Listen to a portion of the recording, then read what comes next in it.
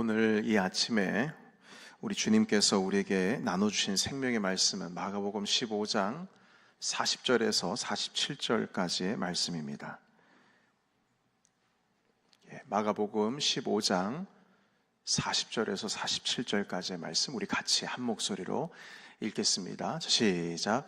멀리서 바라보는 여자들도 있었는데 그 중에 막달라 마리아와 또 작은 야고보와 요새의 어머니 마리아와 또 살로메가 있었으니 이들은 예수께서 갈릴리에 계실 때에 따르며 섬기던 자들이요 또 이 외에 예수와 함께 예루살렘에 올라온 여자들도 많이 있었더라. 이 날은 준비일 곧 안식일 전날이므로 저물었을 때에 아리마대 사람 요셉이 와서 당돌이 빌라도에게 들어가 예수의 시체를 달라 하니 이 사람은 존경받는 공회원이요 하나님의 나라를 기다리는 자라.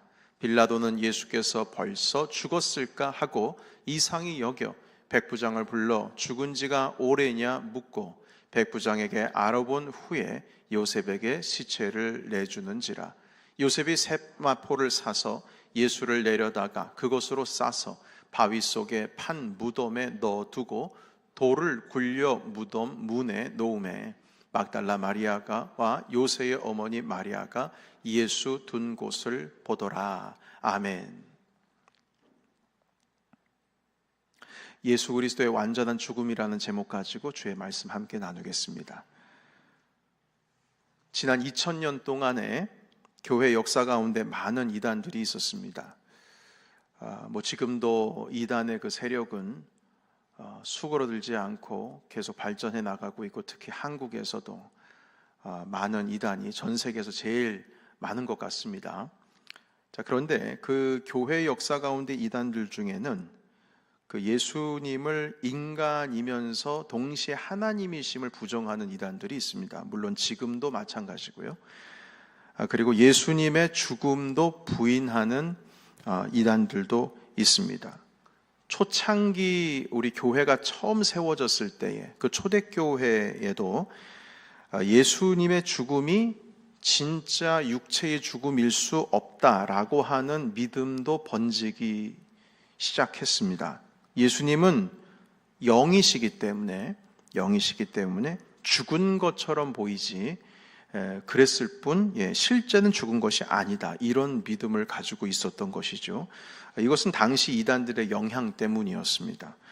바울은 이것을 바로잡으려고 꽤 애를 썼어요. 그래서 갈라디아서 2장 20절 2장 1장에도 보시게 되면 2장 말고요 1장에 보시게 되면 내가 너에게 전한 것 외에 다른 복음을 전하는 자는 저주를 받는데 그가 천사라 할지라도, 천사가 그것을 말한다 할지라도 그 천사는 그리고 그 말씀을 받는 모든 자들 다 저주받을지어다, 이렇게 말씀 2번씩이나 반복했습니다. 그러니까 아주 강한 확신이죠.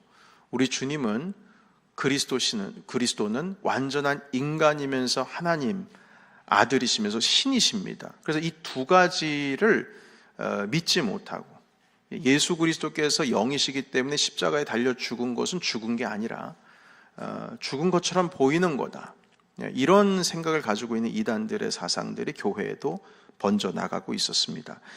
그러나 우리 기독교가 결코 바뀔 수 없고 이건 수천 년이 아니라 영원까지, 주님 다시 오실 때까지 양보할 수 없는 교리는 무엇이냐면, 첫째, 예수님은 참 인간이면서 참된 하나님, 신이다라고 하는 이 교리입니다. 두 번째는 예수님은 십자가에서 완전히 육체적으로 인간으로서 죽으셨다, 이 교리 변할 수 없습니다. 세 번째, 그분께서는 육체적으로 완전히 부활하셨다, 이 교리도 우리가 바뀔 수 없습니다. 여러분, 이 세 가지의 교리를 만약에 부인하면 아무리 겉으로 보기에는, 여러분 오늘날에도 많은 이단들이 겉으로 볼 때 우리보다 더 거룩한 삶을 살고 있고 우리보다 더 주의 말씀을 지키려고, 물론 그것은 문자적인 것이겠지만 엄청나게 노력합니다. 그래서 저 사람 참 신실하다 이렇게 보일 수도 있어요. 그러나 우리의 신앙 고백이라고 할 때 이것이 부인되어진다면 그건 그리스도인이 아닙니다. 적어도 교회의 전통 가운데 그리스도인이라고 할 수 없습니다. 사람들은 그렇게 보여진다 할지라도 그럴 수 없습니다. 그래서 우리가 이 세 가지의 교리, 이 신앙 고백을 분명하게 고백을 해야 되고, 이 신앙 고백은 우리가 사도신경으로 계속 고백을 하고 있습니다. 어떻게 무한 한 신이 인간이 될 수 있냐? 이게 이해가 안 되죠. 여러분 생각해 보세요. 이 물병, 이 조그만 물병 안에 이 바다의 물을 가둘 수 있겠습니까? 우리 여기 베이사이드 앞에 있는 그 바닷물도 다 담지 못할 겁니다. 그러니까 어떻게 무한히 유한 속으로 들어오냐 이 말인 거죠. 말이 안 된다는 거예요. 이것을 바다에 아니면 강물에 이렇게 쏟아 부어서 이 물병을 그 강물이 바다가 담을 수는 있지만 여기에 바다는 못 담죠. 강물도 못 담습니다. 담을 수가 없습니다. 말이 안 되는 거예요. 그러니까 그 말이 안 되는 일이 어떻게 일어날 수가 있느냐? 이거 미스터리죠. 그러나 그 일이 예수 그리스도를 통하여 일어난 겁니다. 두 번째, 신이 어떻게 완전한 죽음에 있을 수가 있느냐? 어떻게 무한한 존재가 죽을 수 있느냐? 신이 죽는다? 그게 죽는 게 신이냐? 이렇게 말할 수도 있죠. 논리적으로 앞뒤가 안 맞습니다. 그래서 헬라 사람들은 사도 바울이 전한 이런 복음을 들었을 때에 웃었습니다. 코웃음 쳤어요. 아니 어떻게 가말리엘 밑에서 저렇게 철학을 공부한 사람이 어떻게 저런 해괴망측한 바보 같은 말을 하느냐라고 사람들은 생각했어요.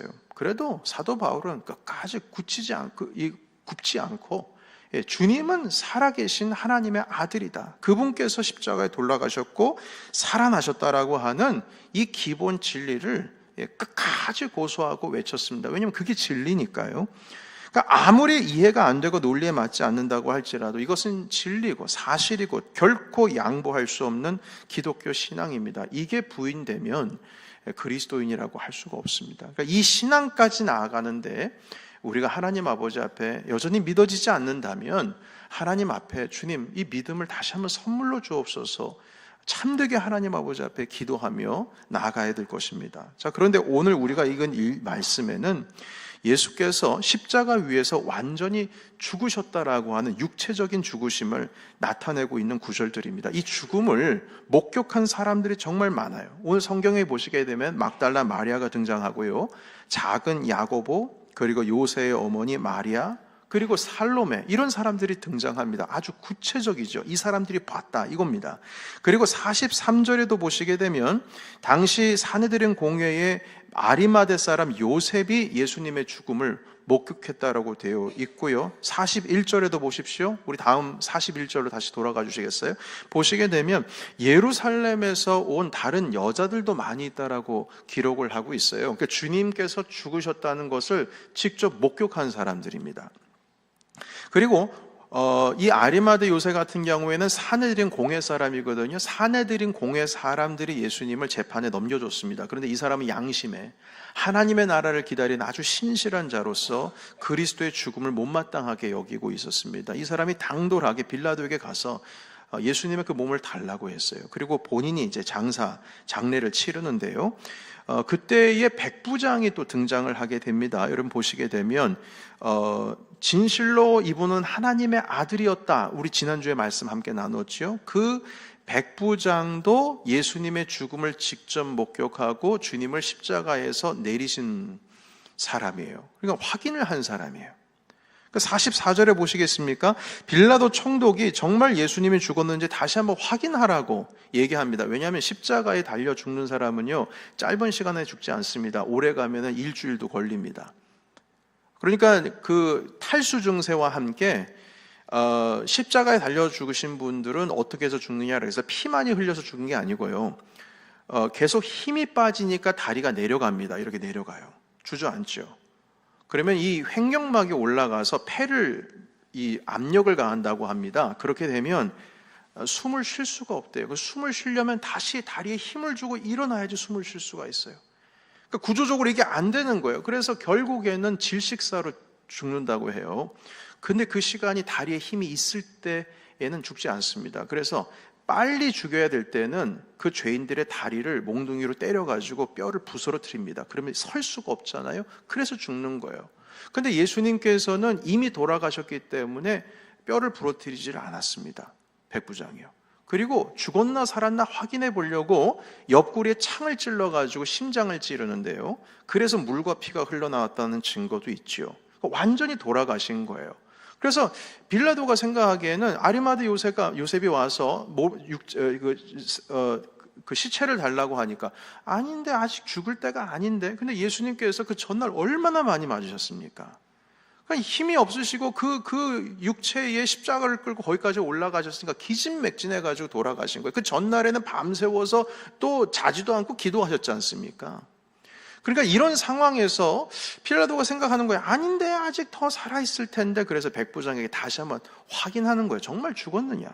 죽었다고 확인을 한 거예요. 이미 창까지 찔렸지 않습니까? 그래서 여러분, 이 성경에서는요, 빌라도가 만약에 이 예수님이 죽지 않은 상태에서 만약에 내려왔다, 만약 그런 사건이 한번 일어나게 된다면 유대인들이 가만히 있지 않을 겁니다. 그 예수님을 재판에 넘겨준 그 사내들인 공회 사람, 대제사장들이 가만히 있지 않을 것이고요. 또 폭동이 일어날 거고요.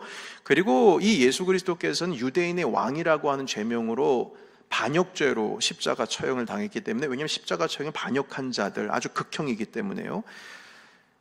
자기가 섬기고 있는 황제 가이사 아구스토의 측근으로서 유대의 모든 폭동을 막기 위해서 내려왔는데, 만약 그리스도께서 살아계신다, 그래 살아있는 채로 있다, 그건 또 황제에게 이거는 충성을 다하지 못한 사람입니다. 그리고 본인도 정치적으로 힘든 거예요. 그래서 주님이 만약에 십자가에 달려 돌아가셔야만 되는 겁니다. 죽음을 확인하지 않을 수가 없는 거예요. 그러니까 정치적으로 그런 프레셔 가운데 있는 것이었기 때문에 이런 내용을 마가복음에 지금 넣었다는 것은 주님이 완전히 돌아가셨다는 것을 지금 보여주고 있는 겁니다. 그런데 여기뿐만이 아니에요.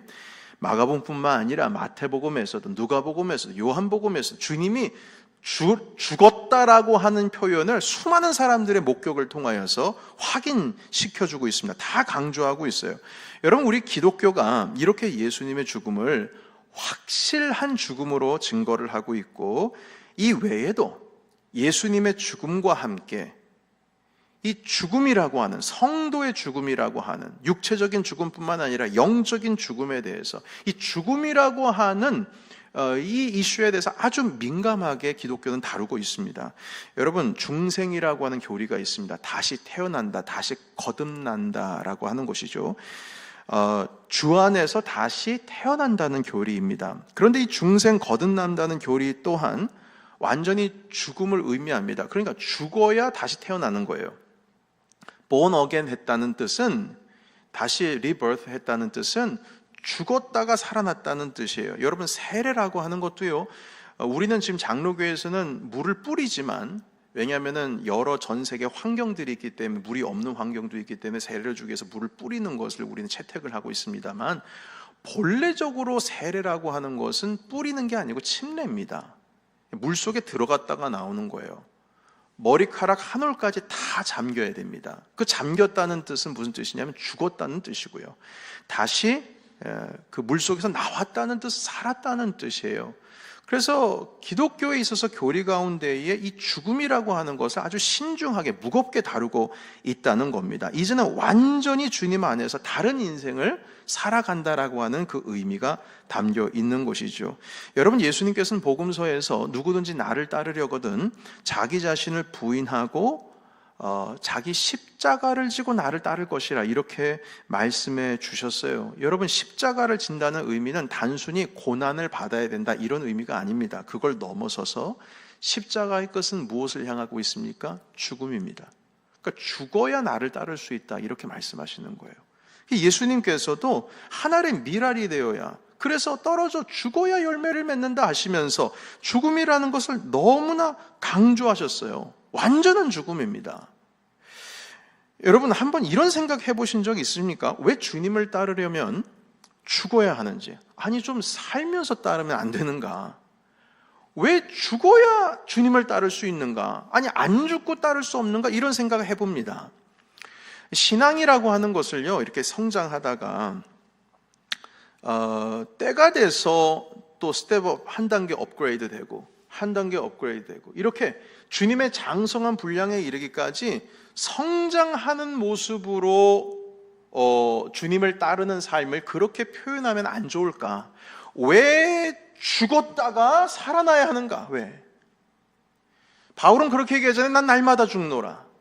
왜 자꾸 죽었다가 살아나라는 거예요?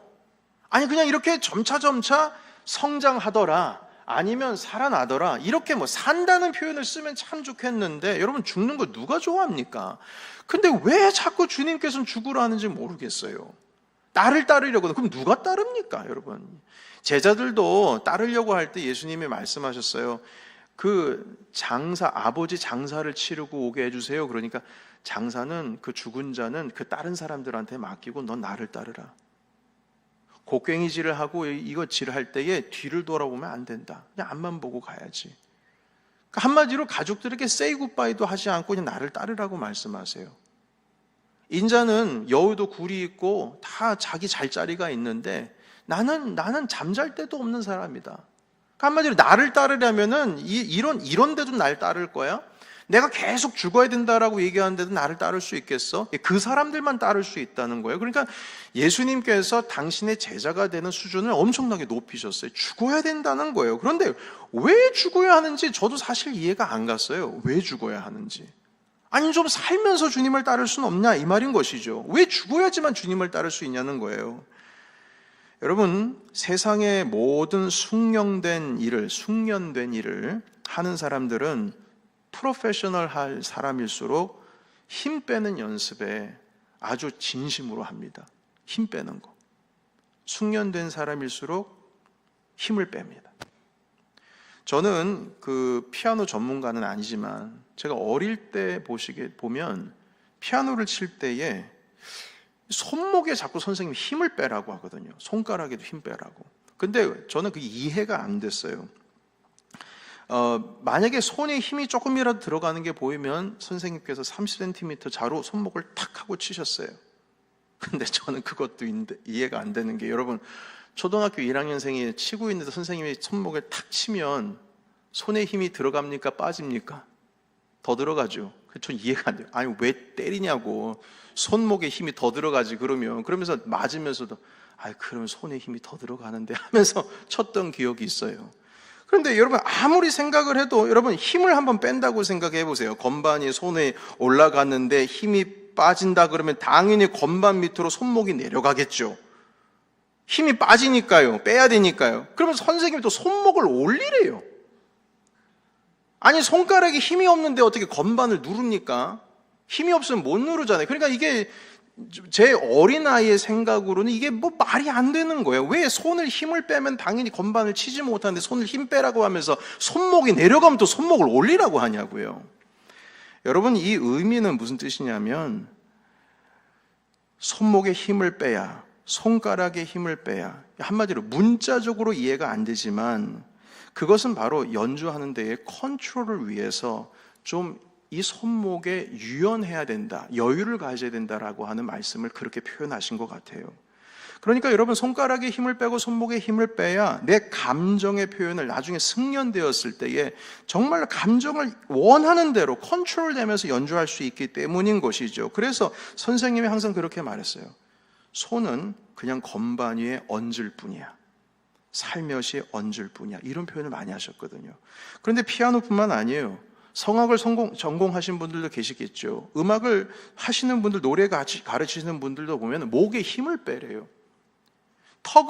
긴장감을 줄이고 턱에 힘을 빼라는 겁니다. 그래서 이 턱 관절, 여기에 관절을 넓히는 운동을 되게 많이 하거든요. 그리고 입술도 어떻게 연습합니까? 부르르 하잖아요. 힘 빼라는 거예요. 힘 빼라는 겁니다. 여러분 골프도, 저는 골프를 치지 못하지만 골프 치시는 분들 그 클럽 이거 손에 쥐고 이거 한번 휘두를 때 말입니다. 코치가 그런 말 하지 않아요? 긴장 푸시고 힘 좀 빼세요. 아니 힘 빼면 그 클럽을 어떻게 휘두릅니까? 그런데 힘 빼라는 표현을 그렇게 많이 해요. 스포츠에도 마찬가지입니다. 힘 들어가면 안 된다는 거예요. 힘을 빼라는 거예요. 힘을 빼는 이유는 컨트롤이 가능하게 하기 위함인 것입니다. 컨트롤이 가능하게 하기 위해서. 그러니까 힘이 들어가면 음악에서는 표현력에 한계가 있어요. 연주도 오래 못합니다. 여러분 그런데 신앙도 마찬가지예요. 신앙도 힘을 빼야 됩니다. 그래서 이 신앙에서 힘을 뺀다는 표현을 성경에서는 어떻게 표현하고 있냐면 나는 죽었다. 이렇게 표현하고 있습니다. 정말 죽어야 다시 살 수 있고, 다시 사는 인생은, 그리스도 안에서 다시 사는 인생은 나라고 하는 내 자아가 힘이 빠지고 죽은 상태예요. 힘이 빠진 상태입니다. 이제는 예수 그리스도의 인도하심을 따라서 그 삶을 사는 것이 그리스도인의 인생입니다. 그렇게 예수님의 인도하심을 따라 살기 위해서는 내가 힘을 빼야 돼요. 여러분, 당나귀가, 야생 당나귀 뭐 이런 말 같은 경우에는 주인이 고삐를 끌고 가려면은 힘을 버팅기잖아요. 안 끌려가려고. 버팅깁니다. 난 절대 안 끌려가. 여러분, 하나님께서 우리를 인도하시기 위해서는 우리가 버팅기고 있는 힘을 그걸 빼야 된다는 것이죠. 다시 말해서 내가 죽어야 된다는 겁니다. 예수님은 십자가에서 완전히 죽으셨어요. 그런데 그 완전한 죽으심으로 한 것이 있습니다. 완전히 죽었기 때문에 이루어진 게 있어요. 그것은 바로 하나님 아버지 앞에 완전한 순종을 드릴 수가 있었습니다. 완전한 죽음이 있어야 완전한 순종이 있는 것이죠. 성경에 보시게 되면 대부분의 믿음의 사람들, 믿음의 선조들이 대부분 광야라고 하는 여정을 보냈어요. 심각한 어려움을 지나갔다 이 말인 겁니다. 아브라함 생각해 보세요. 야곱, 요셉, 다윗, 심지어 출애굽해서 이스라엘 사람들의 40년 광야를 지나가게 되었는데, 그 모든 여정의 공통점은 뭐냐면 그 어려움의 광야와 같은 시간을 통해서 이들이 힘 빼는 시간을 보냈다는 거예요. 힘 빼는 시간. 대표적인 사람이 야곱이었습니다. 물론 다른 사람들도 있지만 좀 설명을 하기 위해서 야곱을 좀 예를 들면요, 야곱은요 그냥 자기의 삶에 대한 그립감이 엄청 강했던 사람입니다. 놓지를 않아요. 벌써 태어날 때부터 자기 형 에서의 발목을 잡고 태어났다지 않습니까? 평생 원하는 것을 얻기 위해서 힘을 꽉 주고 살아갔던 사람이에요. 꽉 줬어요. 예. 심지어 하나님의 사자인 천사와 밤새도록 씨름하면서 하나님, 나에게 복 주시기 전에는 제가 보내드릴 수 없습니다. 여러분, 그런데 천사랑 어떻게 씨름이 가능합니까? 천사가 봐주는 거지. 안 그래요? 천사가 봐주는 거지 어떻게 천사랑 씨름합니까? 말이 안 되잖아요. 당연히 질 것을 알면서도 내게 복 주시기 전엔 절대 놓지 않는다고. 결국에는 천사가 그 손을 놓게 하기 위해서 어떻게 합니까? 환도뼈를 치지 않습니까? 그때부터 야곱은 평생을 절었어요. 다리 절고 다녔어요. 그러니까 그걸 쳐야지 손을 놓는 거예요, 겨우. 지금까지 야곱의 인생을 보시게 되면 하란 땅으로 도망갔지 않습니까? 도망가면 거기서 또 삼촌한테 구박받으면서 거의 20년을 살아갔어요. 그리고 다시 고향으로 돌아올 때면 좀 힘이 빠질 줄 알았는데요, 안 빠져요. 야복강에서 가나안 땅으로 들어가기 전에 주님 내게 복을 주시기 전에는 난 절대 이 손 놓지 않습니다. 이러다가 뼈가 부러졌어요. 여러분, 그때 하나님께서 이 모습을 보시고 야곱에게 이스라엘이라 너는 이제 칭하게 될 것이다 이렇게 말씀하십니다. 이스라엘이라는 뜻은 우리는 전통적으로 할 때 하나님을 이긴 자다, 이런 표현으로서 우리는 알고 있습니다만, 또 다른 문법적인 해석, 본래적인 해석의 의미는 무슨 뜻이냐면 이제는 하나님이 너를 주관하시기를, 이런 의미가 있습니다. 하나님이 너를 덮으시기를. 이제는 네가 네 인생을 손에 꽉 쥐고 사는 인생이 아니라, 그래서 하나님을 씨름해서 이길 정도로 그런 인생이 아니라, 그걸 문법적으로 다른 표현으로서 의미로서 해석을 하자면 하나님이 너를 주관하시기를, 이런 의미가 담겨 있어요. 제발 이제 가나안 땅에 들어와서 이런 식으로 살아가지 말라는 거예요. 그러니까 우리는 전통적으로 야곱이 야복강에서 하나님과 싸워서 복을 받아낸 것처럼 그런 마음으로 기도를 해야지, 그래서 뭐 산에 올라가서 산기도를 하더라도 소나무 몇 개 뿌리 뽑아야지 되지 않겠느냐, 이런 얘기 많이 듣지 않았습니까? 저도 어릴 때 정말 많이 들었어요. 그래서 중학교 때 북한산에 산기도 갔었는데 전도사님이 뿌리 하나쯤은 뽑으라고 해가지고 진짜 뽑으려고 정말 애를 많이 썼습니다. 그런데 이게 내가 기도를 하는 건지 소나무 뿌리를 뽑으러 왔는지 감이 안 올 정도로 그렇게 애를 쓰다가 내려온 적이 있어요. 결국은 뿌리 뽑지도 못했어요, 제대로. 그러니까 그런 전통적인 해석으로 야곱을 바라보고 있지만 사실은 우리 하나님께서는요, 제발 좀 손에 힘 좀 빼라 이겁니다. 힘 좀 빼라. 이제부터의 네가 가나안 땅으로 하란에서 돌아온 삶은 이제는 하나님께서 너를 주관하시는 삶으로, 이제 네가 네 인생 붙들고 사는 게 아니라 하나님이 너를 주관하시는 삶으로 살기를 원한다라는 의미로 주님이 너를 다스리시기를 해서 이스라엘이라는 이름을 주었습니다. 여러분, 하나님이 야곱을 다스리시고 그를 정말 믿음의 선조로 쓰시고 싶었지만 자기 인생에 대한 그립감이 아주 강합니다. 형도 속였어요. 아버지도 속였어요. 삼촌도 속였어요. 쫓겨났다가 다시 돌아오는데도 여전히 힘이 남아 돕니다. 천사와 싸워서 이긴다는 게 말이 안 됩니다. 그럼에도 불구하고 안 된다고 보내주질 않고 있어요. 그 힘이 빠져야 하나님이 야곱을 다스릴 수 있는 겁니다. 그 힘이 빠져야 하나님께서 당신이 계획하신 그 비전 속으로 야곱을 초대할 수가 있는 거예요. 여러분, 우리가 복을 받으려고 해도 스스로 힘을 빼야 복을 받습니다.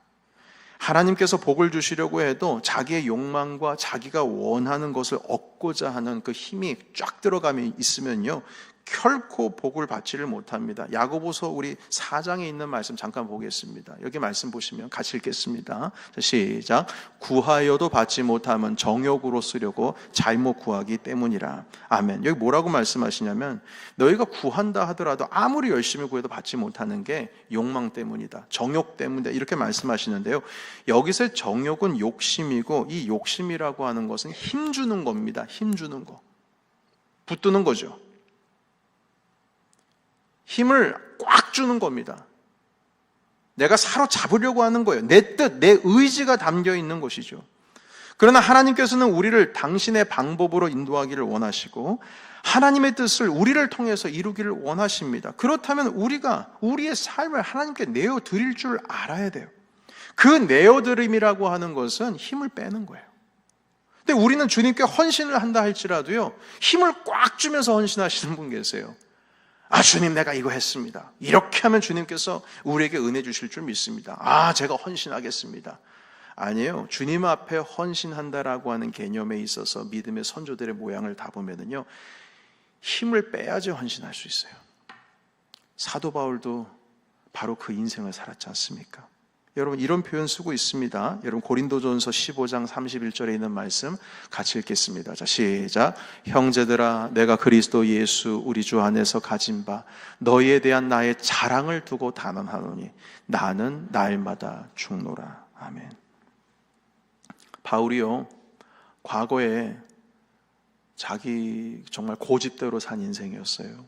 얼마나 열정적으로 살았냐면 자기가 가지고 있는 뜻을 관철시키기 위해서 예수님 믿는 사람들을 잡아 가두는데 해외까지 자기 자비 들여가지고 가서 잡아온 사람입니다.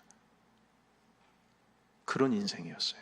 그러니까 그 본능이 자기 몸에 담겨 있어요.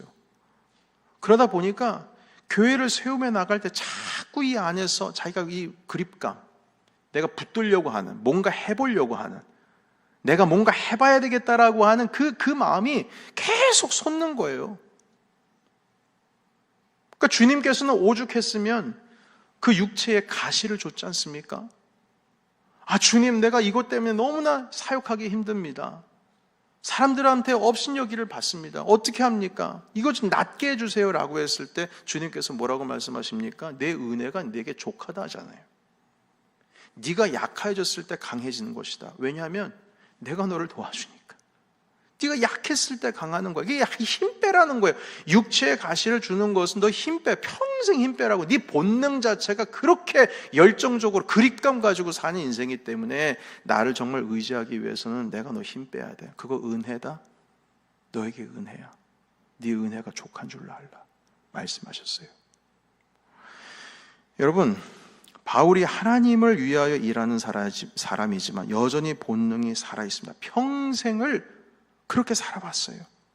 여러분, 그러나 본래 교회를 세우는 사역은 자기 힘으로 하는 것이 아니라 주님께서 주시는 힘으로 해야 되거든요. 한번 생각해 보세요. 고린도 교회 같은 경우에 그 교회는 하나님의 영적인 은사들이 많이 있었지만 음행, 그리고 서로 갈라졌죠. 4개 분파로 갈라져서 누군 아볼로파, 누구는 게바파, 누군 예수파, 뭐 누군 바울파, 이렇게 그냥 쪼개졌어요 다.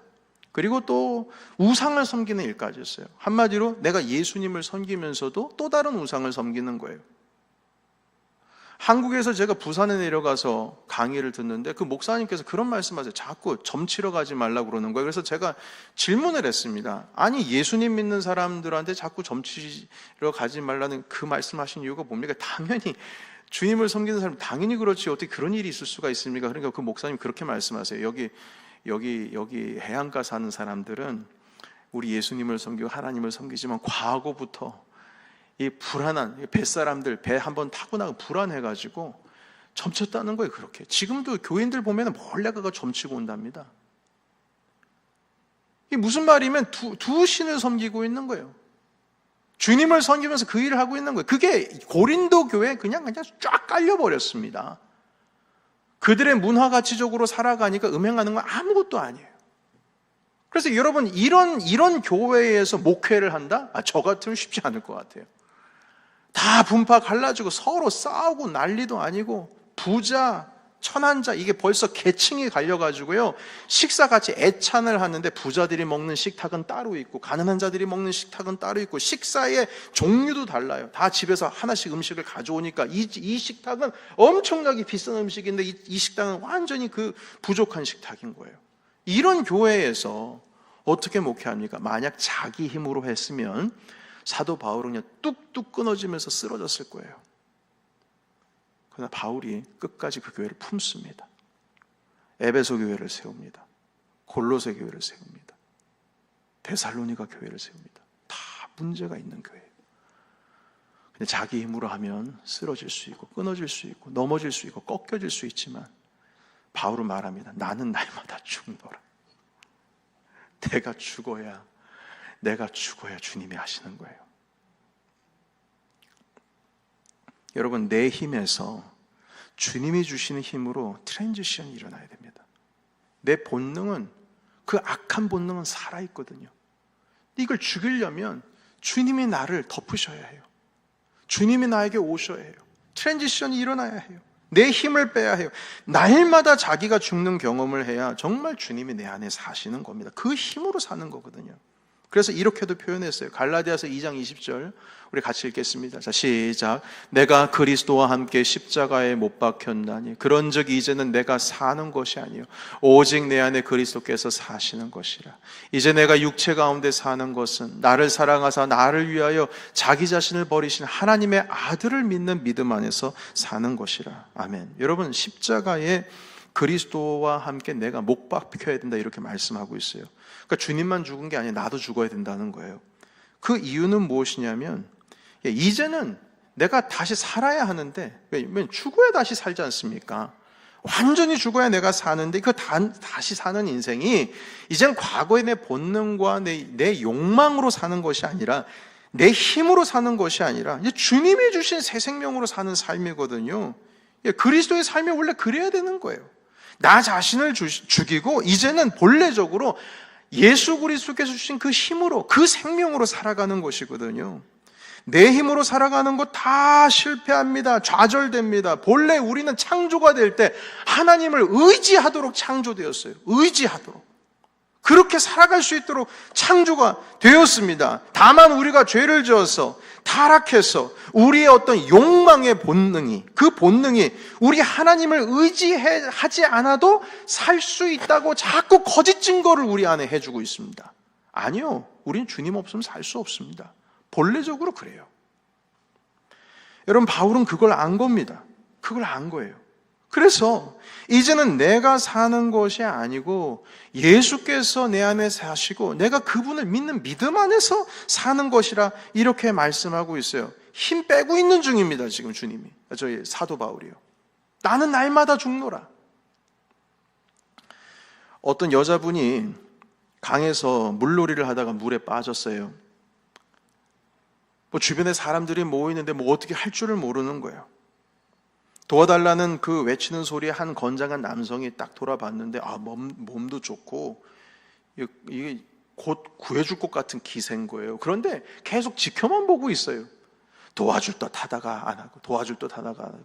그러니까 이분이 헤엄을 치지 못하는데 욕심이 앞서는 건가, 사람들이 그렇게 보면서도 이게 뭐 어떻게 할 줄 모르겠는 거예요.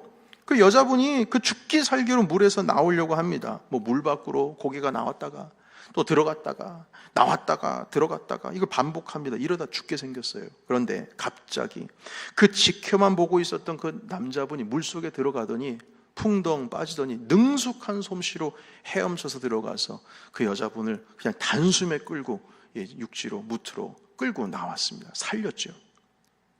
사람들이 막 박수 치고 난리가 났습니다. 결국에 나중에 알고 보니까요, 이분이 어떤 분이냐면 해병대 출신이에요. 여러분, 해병대는 물속에서 살아남지 않습니까? 물 만난 고기인데. 그래서 옆에서 물었어요. 아니, 이렇게 잘 하시는 분이 왜 아까 그냥 가만히 보고만 있었냐고. 그러자 그분이 이렇게 말해요. 제가 여자분이 힘이 쫙 빠질 때까지 기다린 거거든요. 이렇게 얘기해요. 적어도 고개가 3번 정도 물 밖으로 나왔다가 들어갔다가 나왔다 들어갔다, 요걸 반복 정도 해야 대부분 사람들이 힘이 쫙 빠집니다. 그때 구해줄 수 있어요. 아직 힘이 남아있을 때 제가 만약 구하겠다고 들어가면요, 저도 죽습니다. 왜냐하면 그분이 죽기 살기로 저를 붙들 거예요. 그러면 제가 헤엄칠 수가 없습니다. 힘 빠질 때까지 기다렸다가 구해오는 거예요. 이런 얘기를 했어요.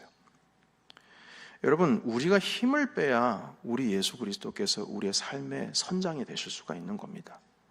힘을 빼야 돼요. 그리스도인에게는 그게 본래적인 삶입니다. 주님께 맡긴 삶이에요. 여러분, 우리가 주님과 동행한다라고 했을 때 동행의 의미를 우리는 이렇게 생각하죠. 옆에 주님과 함께 선상으로 맞춰가지고 걸어가는, 이렇게 생각을 하죠. 때로는 조금 내가 앞서갈 수도 있어요. 주님, 제가 가고 싶은 건 이 길이거든요. 같이 동행 좀 해주세요. 이 길이니까 이쪽으로 좀 동행 좀 해주실까요? 이렇게 하면서 그쪽으로 주님께서 가시지 않으면 기도 엄청 하죠. 금식도 해가면서 주님, 이쪽으로 가고 원합니다. 좀 기도 응답 좀 해주세요. 그러나 본래적인 주님께서 동행하신다라고 하는 의미는 주님께서 우리를 인도하고 가시는 거예요. 그걸 조금 더 구체적으로 표현하시면 주님께서 우리를 업고 가세요. 내가 원하는 대로 가는 게 아니에요. 주님께서 가고자 하신 대로 우리가 따라가는 거죠. 그래서 그 표현을 끌려간다는 표현이 어울립니다. 근데 끌려간다라는 표현이 좀 부정적이잖아요.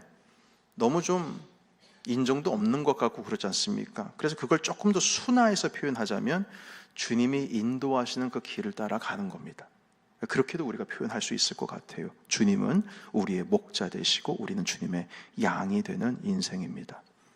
그렇게 우리가 살기 위해서는 예수님께서 십자가에 달려 죽으심으로 우리 주님 앞에 순종하셨듯이 우리도 나 자신을 부인하면서 주님 앞에 나 자신을 죽이는 연습, 낮추는 연습, 힘 빼는 연습입니다. 사실 우리의 인생의 대부분은 우리가 하고자 하는 대로 잘 안 됩니다. 여러분, 하고자 하는 대로 하시는 분 계세요? 안 되잖아요. 뭐 새삼스럽게 그걸 뭐 말이라고 합니까? 안 됩니다. 자녀의 문제도 내 뜻대로 안 돼요. 일터의 문제도 내 뜻대로 안 됩니다. 목회도 마찬가지예요. 저도 제 뜻대로 안 됩니다. 그냥 주님께서 가시는 길을 기다릴 뿐이에요. 말씀하시면 그 보여주신 대로 갈 뿐입니다. 근데 뭐 제가 발견하면 뭐 합니까? 여러분들이 따라오셔야지. 따라오지 않으면 또 기다릴 수밖에 없어요. 억지로 끌고 갔다가 서로 모양만 이상해집니다. 하나님, 순종하게 해주세요. 제가 순종하면 뭐 합니까? 성도들이 순종 안 하는데. 제가 보면 뭐 합니까? 주님 따라오지를 않는데. 주님, 저의 영안 눈을 열어주시지만 우리 성도들의 눈도 좀 열어주십시오. 기도하면서 때를 기다리는 거예요. 제 뜻대로 안 됩니다. 제가 할 수 있는 일은 저도 힘 빼는 일이에요. 하나님 아버지 앞에 힘 빼는 일입니다. 내 안에 내가 사는 것이 아니라 그리스도께서 사시는 인생으로 바뀌어진다는 것이죠. 여러분, 저 십자가가 왜 도대체 저 벽에 걸려 있을까? 교회는 왜 십자가를 첨탑 위에 올려놨을까? 여러분, 저 십자가 안에는요, 우리를 향한 주님의 사랑이 담겨 있습니다. 또한 우리를 용서하시고자 하시는 하나님의 용서의 마음이 담겨 있어요. 그리고 구원의 길이 저 십자가에 담겨 있습니다. 그러나 우리는 한 가지 더 기억해야 됩니다. 그것은 무엇이냐면 우리의 죽음도 저 십자가에 있다는 사실입니다. 주님만 죽으신 게 아니에요. 우리도 우리의 욕망과 욕심을 다 정욕을 십자가에 못 박아야 됩니다. 내가 죽어야 돼요. 그래야 내가 삽니다. 내가 그리스도와 함께 십자가에 못 박혔나니 이제는 내가 산 것이 아니에요. 내 안에 그리스도 하나님의 아들 그분께서 사시는 것이라. 여러분, 우리가 이 믿음을 가지고 살아갈 때, 그러니까 우리를 구원하셨다는 메시지도 있지만, 여러분 저 십자가를 볼 때마다 주님의 사랑, 용서, 구원의 길 보시지만 저 안에는 이런 메시지도 있어요. 얘야, 이제 좀 힘 좀 빼라. 내 앞에서 힘 빼야 된다. 나와 함께 십자가를 지고 나를 따를 것이라. 그 말은 힘을 몽땅 빼고 나를 따를 것이요, 이 의미입니다. 그래서 여러분, 제가 이렇게 해석했어요. 누구든지 나를 따르려거든 자기 십자가를 지고 나를 따를 것이라. 이 말씀은 누구든지 나를 따르려거든 죽기 살기로 꽉 쥔 그 힘을 다 빼고 나를 따를 것이라. 이렇게 저는 해석을 했어요. 여러분, 주님께서는 십자가에서 완전한 죽음으로 하나님께 순종하셨습니다. 그리고 하나님께서 완전한 순종을 하신 예수 그리스도를 그제서야 살리셨습니다. 우리도 같은 십자가를 지고 완전한 내 욕망과 욕심과 의지를 다 내려놓고 주님을 따릅니다. 그러면 우리 주님께서 예수 그리스도를 살리셨던 것처럼 우리도 살리실 줄을 믿습니다.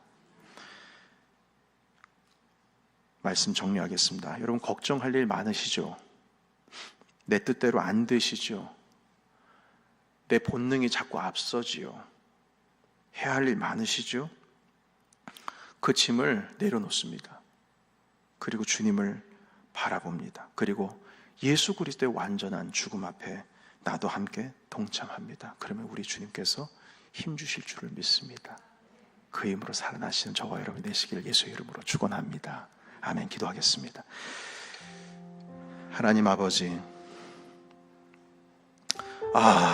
왜 자꾸 죽으라 하시는지 몰랐습니다. 왜 죽어야 주님을 따를 수 있는지 몰랐습니다. 그러나 하나님, 그 의미는 이젠 네 힘을 빼라. 내가 너를 인도하기를 원한다. 가지고 있는 힘을 다 빼고 그리스도께서 완전한 죽음으로 완전한 순종을 이루셨듯이 그렇게 주님 앞에 내려놓으라 말씀하십니다. 하나님, 우리가 부활의 삶을 살기를 원합니다. 사도 바울도 날마다 죽노라 고백했듯이 우리도 그 고백뿐만 아니라 그 삶을 살기를 원합니다. 이 시간 우리의 인생의 주관자가 되어주시고 하나님, 우리의 배의 선장이 되어 주시옵소서. 우리 다 같이 기도하겠습니다. 기도합니다. 하나님 아버지, 오늘 주의 말씀으로 인하여 다시 한번 주님 앞에 우리의 삶을 내려놓기를 원합니다. 하나님, 우리의 본능으로 살아갔던 그 모든 아픔, 하나님 아버지, 우리가 이루려고자 했던 하나님 손에 힘을 꽉 주고 살아갔던 그 마음들을 다 내려놓습니다. 하나님 아버지, 주님, 하나님, 이제는 주님께서 우리의 선장 되셔서 인도하시는 그 길을 함께 날아갈 수 있도록 인도하여 주시고, 자녀의 문제, 하나님 사업의 문제, 일의 문제, 가정의 문제, 일터의 문제, 하나님 교회의 문제, 모든 것들은 다 주님께서 인도하실 것이고, 하나님, 우리가 주님 앞에서 나 자신을 내려놓기를 원합니다. 모든 욕망과 욕심을 내려놓고 주님 우리의 주관자가 되어 주시옵소서. 하나님, 죽기가 어렵습니다. 내 본능을 내려놓기가 어렵습니다. 주님 앞에 내려놓습니다. 주님, 우리의 주관자가 되어주시고 우리의 마음과 우리 삶 속에 들어오셔서 하나님, 바울이 날마다 내가 죽노라 고백했던 것처럼 그렇게 주님을 따르기를 원합니다. 우리를 긍휼히 여겨주시고 주님의 은혜의 자리로 나아갈 수 있도록 주님 인도하여 주시옵소서. 예수 그리스도의 이름으로 기도하옵나이다. 아멘.